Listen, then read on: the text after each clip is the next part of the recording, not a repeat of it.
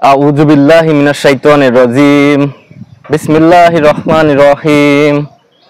আলহামদুলিল্লাহি রাব্বিল আলামিন আর রহমানির রহিম।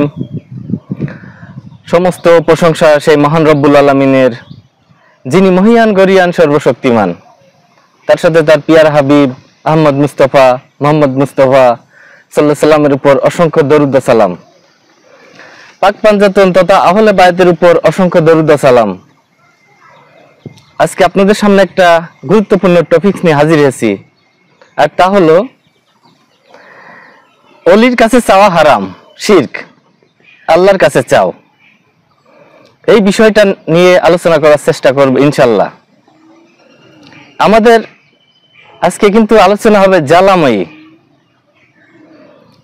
কারণ আলোচনার পূর্বে কিছু কথা বলেনি। আমরা হুসাইনি সৈনিক। আমাদের হুসাইন আলাইহিস সালাম এই ধর্মের জন্য তার জীবন দিয়ে গেছেন। আমরা কিন্তু সেই হুসাইনি সৈনিক। আমরা কারো রক্তচক্ষুকে ভয় করি না, আমরা ধর্মের জন্য জীবন দিয়ে যাব। কারণ লক্ষ লক্ষ অলি আউলিয়াগণ ধর্মের সত্যবাণী প্রচার করতে যে জীবন দিয়েছেন, এই ওয়াহাবি সালাফির বাচ্চারা তাদেরকে হত্যা করেছে। তাই আমরা অলি আউলিয়ার দলের মানুষ। আমরা আর সেটা লুকিয়ে রাখবো না, আমরা সত্যটা প্রচার করেই যাব। তাতে আমাদের উপর যত জুলুম, নির্যাতন, মৃত্যু, হুমকি ধামকি যতই আসুক। এটা একটা সংক্ষেপে কিছু কথা বললাম। অনেক সময় নিজেকে লুকিয়ে রাখা হয়েছে, আস্তে আস্তে নিজেদের কিন্তু এই খোলস মুক্ত করতে হবে। তাই আমার যেহেতু ইমানি দায়িত্ব, ধর্মের সত্যবাণীটা আপনাদের সামনে আস্তে আস্তে প্রচার করতে থাকবো। এই ওয়াহাবি সালাফির বাচ্চারা বলে থাকে যে অলির কাছে চাওয়া হারাম, শিরক, বেদাত, নানা ধরনের কথা। আল্লাহর কাছে চাও। তাহলে দেখেন, এরা কিন্তু বলছে যে অলির কাছে চাওয়া হারাম, শিরক, বেদাত। কিন্তু এরা কি করছে? একটা মসজিদ বানায় নিচ্ছে, একটা মাদ্রাসা বানায় নিয়ে এই মানুষের দ্বারে দ্বারে কিন্তু এই ভিক্ষা করে বেড়াচ্ছে। এই দাও, এই টাকা দাও, রকেটে পাঠাও, বিকাশে পাঠাও। তাহলে নিজেরাই বলছে হারাম মানুষের কাছে চাওয়া, এবং সেই তারাই কিন্তু মানুষের কাছে চেয়ে বেড়াচ্ছে। তাহলে ঘটনাটা হলো উল্টা।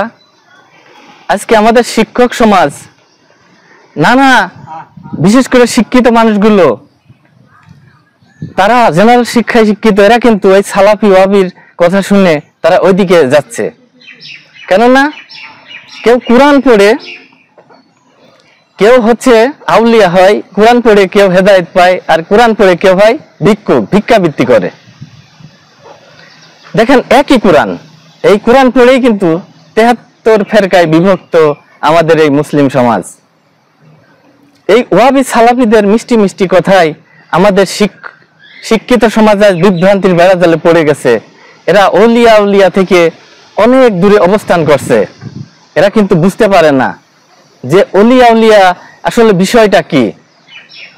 আমাদের 4 ইমামের এক ইমাম, ইমামে আজম আবু হানিফা রহমাতুল্লাহ আলাই, এই ইমামে আজম আবু হানিফা রহমাতুল্লাহ আলাই বলছেন, অলির দরবারে যাও, অলির দরবারে গেলে তকদির পরিবর্তন হয়, কারণ অলিরা খুদার জাত। তাহলে দেখেন, তিনি এত বড় ইমামে আজম আবু হানিফা বলছে অলির দরবারে যাও, আমরা অলির কাছে যে চাই। এখন এরা বলে থাকে যে মৃত লোকের কাছে কিছু চাওয়া যায় না। আসলে অলিয়া উলিয়া কি মরে? তারা তো জীবিত। এখন আপনি বলতে পারেন, এটা দলিল কি? এটা দলিল অবশ্যই দিব। একটা হাদিস থেকে দিই, এরপরে কোরআন থেকে দিব। হাদিসে বলা আছে, ইন্না আউলিয়া আল্লাহি লা ইয়ামুতুনা, নিশ্চয় আল্লাহর অলিদের কোনো মরণ নাই। আর কোরআনে আল্লাহ তাআলা 2টা সূরায় এই কথাটি বলেছেন। সূরা বাকারা 154 নম্বর আয়াত, আল্লাহ তাআলা বলেছেন, আল্লাহর পথে যারা নিহত হয় তাদের মৃত বলো না, বরং তারা জীবিত। কিন্তু তোমরা তা বোঝো না। সূরা বাকারায় আল্লাহ বলছে, আল্লাহর পথে যারা নিহত হয় তাদের মৃত বলো না, বরং তারা জীবিত।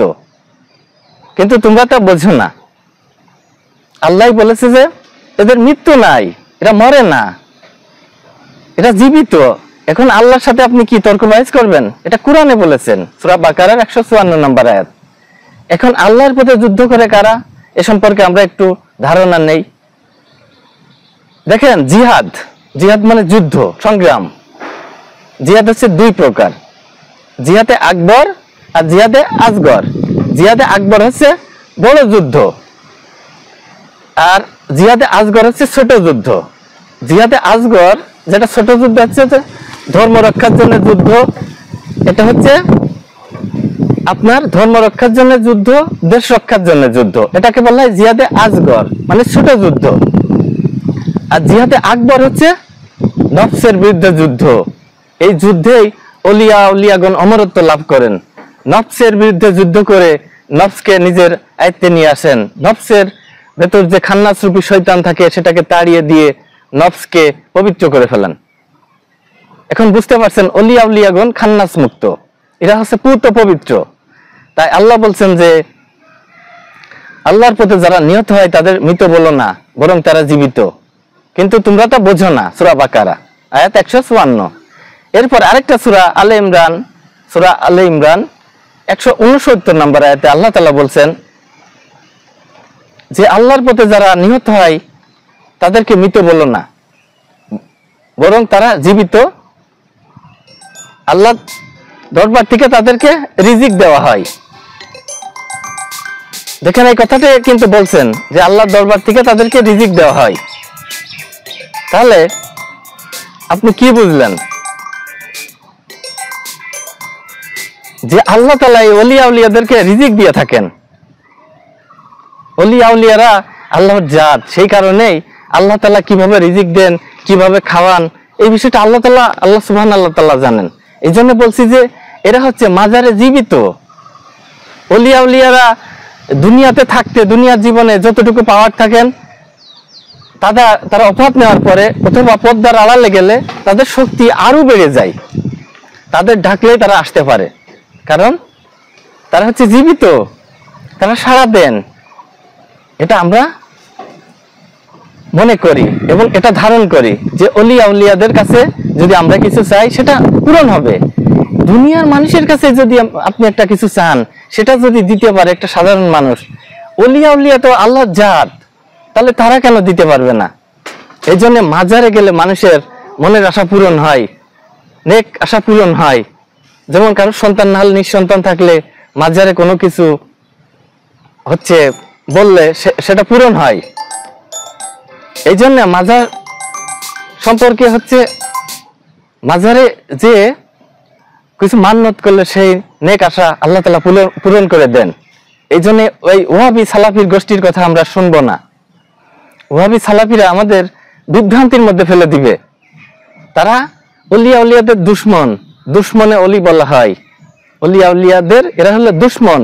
ওলিয়া উলিয়াদের থেকে আমাদের অনেক দূরে রাখার চেষ্টা করে, কিন্তু আমরা দূরে থাকবো না, কারণ ওলিয়া উলিয়ারা আমাদের শাফায়াতের কান্ডারি, নবী রাসূলরা আমাদের শাফায়াতের কান্ডারি, এরপরে আসবে ওলিয়া উলিয়ারা। এই জন্য আল্লাহ তাআলা বলছেন যে আমি প্রত্যেককেই তার ইমাম সহ ডাকবো। আমাদের ইমাম যদি ওলিয়া উলিয়া হন, তাহলে আমাদের কি কোনো ভয় আছে? সূরা ইউনূসের 62 নম্বর আয়াতে আল্লাহ তাআলা বলছেন ইন্না আউলিয়াল্লাহি লা খাউফুন আলাইহিম ওয়া হুম ইয়াহজানুন, নিশ্চয় আমার ওলিদের কোনো ভয় নেই, দুনিয়াতেও না আখিরাতেও না, আর তারা কখনো চিন্তা নিতে হবে না। এই জন্য আমরা ওলিয়া উলিয়াদের রাস্তায় থাকবো। ওলিয়া উলিয়াদের রাস্তায় থাকলে আমাদের কোনো ভয় নেই। দেখেন আজকে বিশ্বের মহান মহান যারা ওলি, তাদের দরবারগুলোতে তাকিয়ে দেখেন, সব মানুষ, সব ধর্মের বর্ণের মানুষ এই দরবারগুলোতে আসে। তারা মনে করে যে এই বান্দাটা আল্লাহর খাস বান্দা, এদের কাছে কিছু চাইলে, এদের দরবারে এসে কিছু মানত করলে, কিছু সদকা দিলে আমার মনের নেক আশা পূরণ হবে। এই জন্যে তারা চেয়ে থাকেন, এই জন্যে তারা এই দরবারগুলোতে যান, আল্লাহ তাআলার মাহবুব বান্দার কাছে আসার চেষ্টা করেন। তো আমি যেটা আজকের আলোচ্য বিষয় ছিল যে ওলিয়া উলিয়ার কাছে কোনো কিছু চাওয়া হারাম, শিরক, আল্লাহর কাছে চাও, তাহলে আমি যুক্তি খণ্ডন করে দেখিয়ে দিলাম যে আসলে ওলিয়া উলিয়ার কাছে চাওয়াই পক্ষান্তরে আল্লাহর কাছে চাওয়া, কারণ আল্লাহ তাআলা জাত রূপে ওলিয়া উলিয়ার মধ্যে বিদ্যমান থাকেন। হাদিসে কুদসির মধ্যে আল্লাহ তাআলা বলেছেন, যখন বান্দা নফল ইবাদত করতে করতে আমার নৈকট্য আর ভালোবাসা পেতে পেতে এমন স্তরে পৌঁছে যায়, তখন তার হাত হয়ে যায় আমার হাত, যা দিয়ে সে ধরে, তার চোখ হয়ে যায় আমার চোখ, যা দিয়ে সে দেখে, আমার কান হয়ে যায় তার কান হয়ে যায় আমার কান, যা দিয়ে সে শোনে। এক কথায় আল্লাহ তাআলা বান্দাটা কথা বলে মুখ দিয়ে, এটা আল্লাহই বলেন। যে চোখ দিয়ে দেখে সেটা আল্লাহ তাআলার চোখ দিয়েই দেখে। এই জন্যে যখন একজন মানুষ অলিয়া কামেলে পরিণত হয়, তখন সে হলো পবিত্র হয়ে যায়, তার মধ্যে নূরময় রূপ হয়ে যায়। এটার আরো তত্ত্ব, আরো গভীর তত্ত্ব রয়েছে। আপনারা স্বীয় মুর্শিদের কাছে, উলিয়ার কাছে যে এই গভীর তত্ত্ব, এই গভীর তথ্যটা জানার চেষ্টা করবেন, তাহলে আপনারা বুঝতে পারবেন অলিয়া বিষয়টা আসলে কি। তাই যেটা আমি বলছিলাম যে ওয়াহাবীদের রক্তচক্ষুকে আমরা আর ভয় করি না, আমরা আমাদের সত্যবাণীটা প্রচার করেই যাব। তারা নিজের বেলায় 16 আনা আর অন্যদের বেলায় 8 আনা এই বিষয়টা বলে থাকে। নিজেরা নেওয়ার সময় খুব ভালো, বান্দার কাছ থেকে নিচ্ছে, বান্দার কাছে চাচ্ছে। একটা সংসদ সদস্যের কাছে যে বলে, ভাই আমার এই রাস্তাটা করে দেন, আমার এই স্কুলটা করে দেন, এই করে দেন, সেই করে দেন, তাহলে তখন আর হারাম বেদাত এই ফতোয়া দেয় না। কিন্তু কেউ যখন অলির কাছে চায় যে আমার এই নেক মাকসুদ পূরণ করে দাও, তখন সেটা হয়ে যায় হারাম, বিদাত, শিরক। এই জন্যে আমরা যারা তরিকতপন্থী আছি, এরা কিন্তু এই বিষয়টা বোঝে। সাধারণ মানুষের এই বিষয়টা বুঝবেন না, কারণ এটার রুহু যখন সৃষ্টি করা হয়েছিল, এই বিষয়টা তখনই ঘটে গেছে। এই জন্যই বলা হয় যে বুঝলেও তকদির, না বুঝলেও তকদির।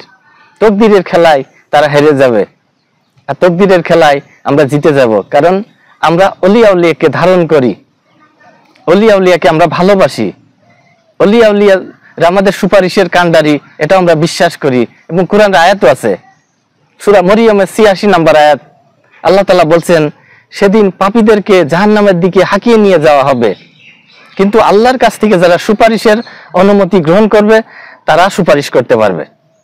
তাহলে আল্লাহর কাছ থেকে সুপারিশের অনুমতি কারা গ্রহণ করবে? কোরআন আয়াত আছে, নবীনা, সিদ্দিকিনা, সুহাদা, সলেহিন, 4 শ্রেণীর মানুষ। নবীনা, নবী রাসূলগণ; সিদ্দিকিনা, সত্যবাদীগণ; সলেহিন, সুহাদান মানে শহীদগণ; সলেহিন, নেককার বান্দা, অলিয়াগণ। দেখেন, আল্লাহ 4 শ্রেণীর বান্দা নিয়ামত প্রাপ্ত, এই 4 শ্রেণীর মধ্যে অলিয়াগণ আছে। তাই অলিয়া যদি কাউকে ভালোবাসে, তার আর কোনো ভয় নেই, দুনিয়াতেও থাকবে না, আখিরাতেও না।